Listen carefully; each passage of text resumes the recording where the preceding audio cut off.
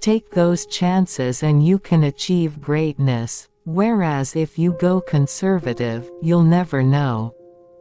I truly believe what doesn't kill you makes you stronger.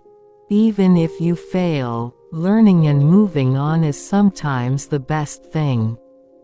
Sometimes it takes looking at the past to really be able to move forward and learn from it. I would also tell kids to make sure that they love whatever they end up doing in life. To really be good at something and excel, you have to love it and have to be dedicated to it. Not every day is great and not every day is easy, but you do it because you love it. I take none of that to heart. I don't feel like there's anything that I need to do for anybody else. I want to win bad enough for myself anyway, that nothing anybody can say can make me want to win anymore. I want to win at everything. I usually don't like things that I'm not good at, but it doesn't mean I don't want to win at them.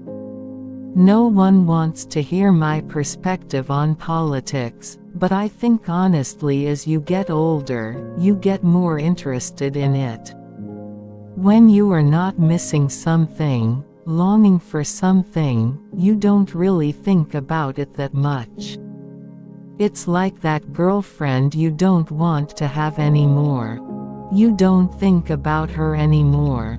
Or ex-husband. You just don't. I didn't want to fall back.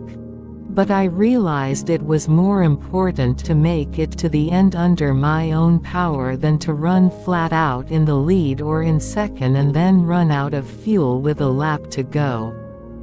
People have opinions about everything, and especially when you get into that world of animal rights or tree rights or whatever rights, they all have an opinion.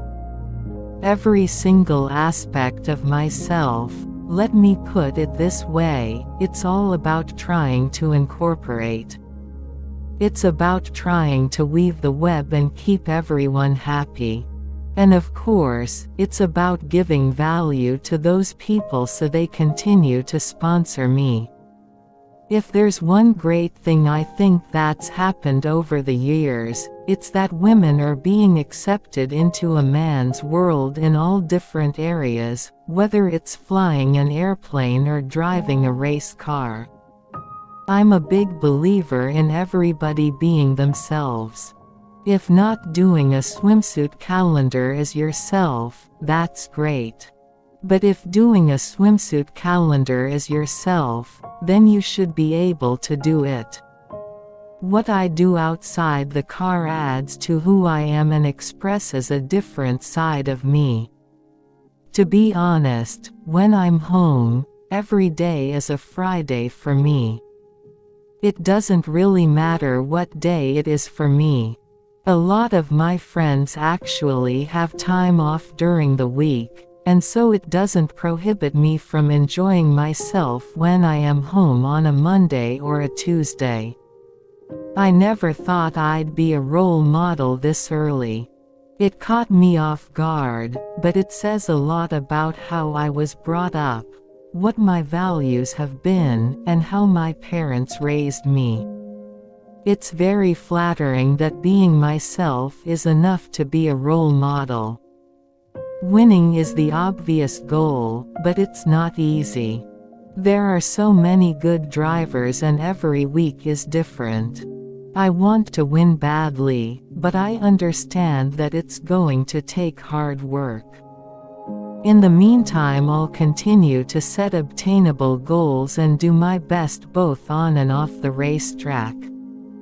Maybe back in the day you didn't need to be the greatest looking to be on TV and you didn't need to speak the best, but in this day and age, I think you need to be the package. You need to look the part for your sponsors, you need to be able to speak the part for the media and to big CEOs. I know that England changed me. I became a little bit colder, a little different. You know, sometimes the little victories that I have throughout the season are not necessarily obvious on the track. Maybe they're another aspect of what I'm doing, winning little victories here and there to get everything in line to be able to perform from top to bottom on race day. You know, it's always good to have seen a track before, just to kind of know where the little bumps are here and there, and just the general feel for the size. I would tell kids not be like me, but to try and be better than me. Because I always wanted to be better than everyone I was around. That's what drove me. I wanted to be better than my role models. I'm super competitive. When pressure's on and when the spotlight's on, I feel like it ultimately ends up becoming some of my better moments. It would be hypocritical of me to use being female in some ways, and diss being female in other ways. It's part of the program. One of the areas I have a little less confidence in is giving any kind of a speech. I think you have to feel comfortable with your car. You have to go into turn 1, every lap, with confidence. You have to be sure of yourself and your equipment. I think you can be happy and still be competitive. A good lesson for everybody is to think a bit before you speak and represent who you really are instead of the brash emotional you. You have to keep thinking, I can be better. If you want to be the best in your industry, you need to have a relentless dedication to your job.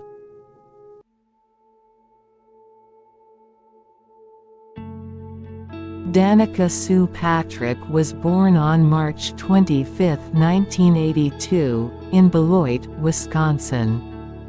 She is the daughter of working-class parents Beverly Ann Flatten and Terry Joseph T. J. Patrick Jr. Her parents met on a blind date at a snowmobile event in the 1970s when Flatten was a mechanic for a friend's snowmobile. Over the years, the couple has owned a Java Hut coffee shop and a glass company. Patrick has a younger sister, Brooke, a pediatric physical therapist. She is half Norwegian, as well as part Irish, French-Canadian, Italian, and Native American. Patrick was raised in Roscoe, Illinois. DANICApatrick is an American former professional racing driver. She is the most successful woman in the history of American open-wheel car racing. Her victory in the 2008 Indy Japan 300 is the only win by a woman in an IndyCar Series race. Patrick began karting at the age of 10 and achieved early success by winning her class in the World Karting Association Grand National Championship 3 times in the mid-1990s. She dropped out of high school with her parents' permission in 1998, and moved to the United Kingdom to further her career. Patrick competed in Formula Vauxhall and Formula Ford before returning to the United States in 2001 due to a lack of funding. In 2002, she competed in 5 Barber Dodge Pro Series races for Rahal Letterman Racing. Patrick later raced in the Toyota Atlantic Series for the next 2 years. Her best effort was 3rd in the championship standings for the 2004 season, where she became the first woman to win a pole position in the series. She first drove in the IndyCar Series with Rahal Letterman Racing in 2005 and took 3 pole positions, equaling Tomas Schechter's record of poles in a rookie season. She was named the Rookie of the Year for both the 2005 Indianapolis 500 and the 2005 IndyCar Series. She improved over the next 2 years with Rahul Letterman Racing in 2006 and later Andretti Green Racing in 2007. In 2008, Patrick followed up her Japan victory to place 6th overall in the drivers' standings. She improved on this to secure 5th the following season, which saw her finish a career-high 3rd at the Indianapolis 500, the best performance by any woman at the race. Patrick's overall form declined during 2010. But she still managed 2 second places at oval tracks before leaving IndyCar after the 2011 season to focus on stock car racing full-time. Patrick began racing stock cars in 2010 in the NASCAR Nationwide Series, now Xfinity Series, with her best result coming in the form of a 4th-place finish at Las Vegas Motor Speedway in 2011. She placed a career-high 10th in the 2012 season standings and was the second woman to clinch a pole position in the Nationwide Series after Shauna Robinson in 1994. Patrick started in the Sprint Cup Series, now NASCAR Cup Series, in 2012. She became the first woman to win a Cup Series pole position by setting the fastest qualifying lap for the 2013 Daytona 500, finishing 8th. Patrick bested Janet Guthrie's record for the most top 10 finishes by a woman in the Sprint Cup Series in 2015. She stopped racing full-time after the 2017 season, but competed at the 2018 Daytona 500 and the 2018 Indianapolis 500 before officially retiring.